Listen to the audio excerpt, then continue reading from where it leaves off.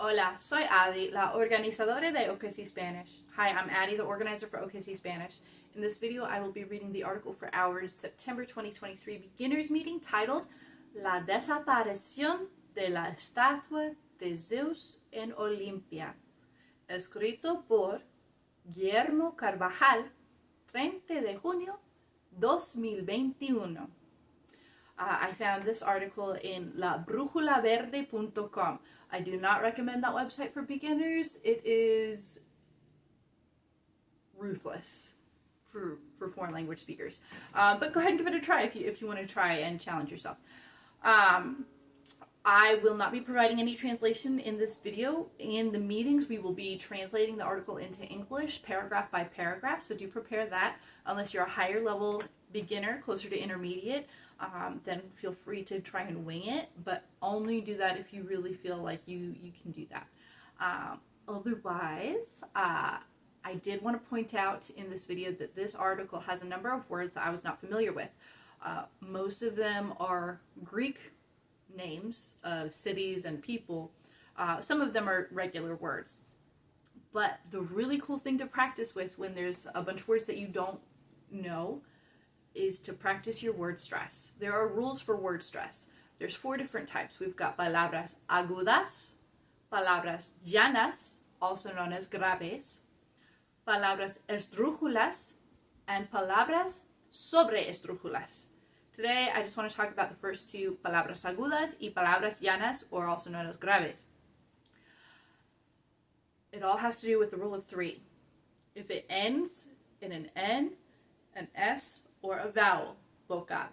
Okay? Remember that. N, S, vowel. N, S, and vocal.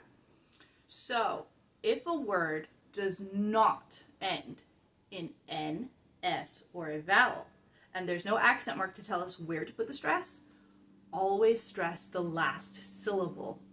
For example, the writer's name, Carvajal. How did I know to say Carvajal instead of Carvajal or Cabajal? I knew it because it ends in an L. It does not end in an N, it does not end in an S, and it does not end in a vowel. It ends in an L. So we stress that last syllable, Carvajal. In this article, there is a Greek gentleman named Phidias. How do we know to pronounce it Phidias instead of Phidias or Phidias? And honestly, I did, when I first started looking at this article, I was reading it to myself, and I did call him Phidias, even though there was no accent mark. There's no accent mark on his name. How do you know where to put the pronunciation? It's because it does end in an N, S, or vocal. So palabras agudas do not end in N, S, or vocal. Palabras llanas or graves do end in an N, S, or vocal. So if it does end in N, S, or vocal, then we put the stress on the penultimate, the second to last syllable, like Phidias. Not Phidias, not Phidias, Phidias. Because, first of all, dias is one syllable. There's no accent mark, nothing funky in the spelling. It's just one syllable, like dia. Secondly, it ends in the S, so we're going to pronounce the second to last syllable, which just happens to be the first syllable in this particular word. So, that being said, I know these rules academically, but I don't have them memorized in my fluency. Some of these words I can pronounce properly just based on my exposure to Spanish. You pick things up along the way. So exposure to Spanish is really helpful for learning things like preterite versus imperfect, por versus para, when to use the subjunctive versus the indicative, and things like word stress and pronunciation. So some of the words that I'm not familiar with, I can pronounce properly just through exposure, but not all the words. Some of them I'm going to mess up. I have a tendency to say marfil instead of marfil, which is the word for ivory. It ends in an L, so I should be putting the stress on the last syllable, marfil. But I might make a mistake here or there. The point is to be understood and to understand others. So a little bit of a word stress mistake here and there is not going to mess you up that bad. And I usually, in the group, I will usually point it out to you if I feel that it's necessary. So, we're all learning today. Here we go. Ready? ¿Listos? A mediados de la década de 1950, los arqueólogos realizaron un sensacional descubrimiento en el yacimiento del santuario de Olimpia.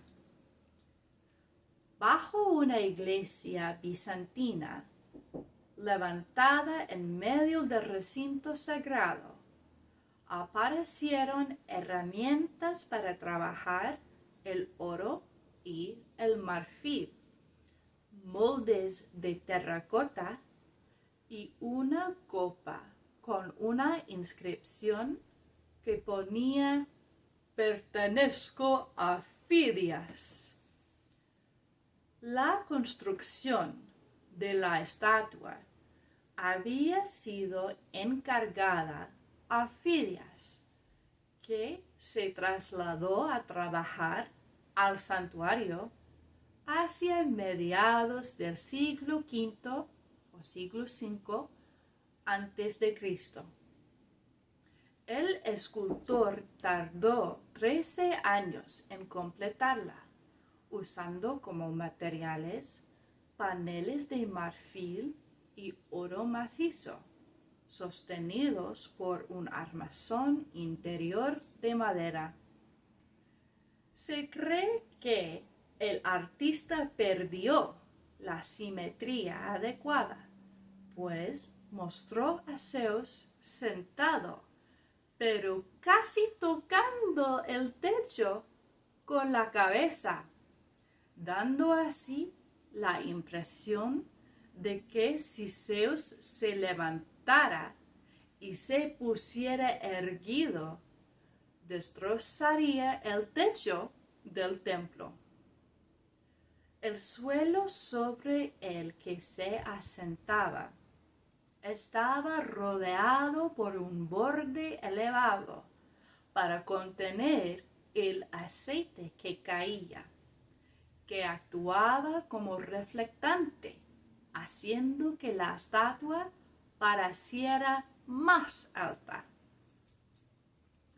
Por desgracia, solo podemos saber cómo era gracias a las descripciones de las fuentes clásicas y algunas representaciones encontradas en monedas de Elis, la ciudad en cuyo territorio estaba el santuario de Olimpia, y romanas. El trono se sostenía sobre pilares interiores y había muros construidos a modo de pantalla para que la gente no circulase bajo él, a diferencia de lo que ocurría en Amiclas, donde sí se podía entrar bajo el trono de Apolo, quizá el monumento más extraño de la antigüedad griega.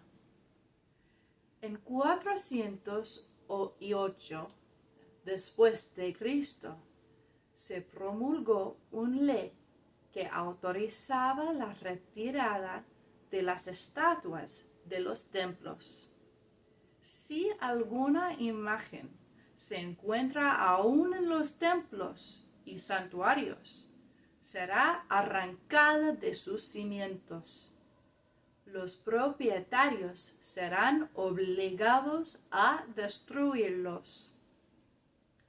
Casi toda la colección, según el historiador del siglo VII, Sonaras, fue destruida en el incendio del palacio en el año 475 después de Cristo, unos 30 años después de la muerte del propio Lauso. Ni Sonaras ni Cedreno mencionan la estatua entre las obras perdidas en el incendio. Se supone que estaba colocada en el ábside que coronaba la gran galería del palacio. El palacio sufrió posteriormente graves daños durante la revuelta de Nica en 532 después de Cristo, y pudo ser en esta ocasión cuando finalmente la estatua quedó destruida, casi 1000 años después de haber sido creada. Pues, so there we go there.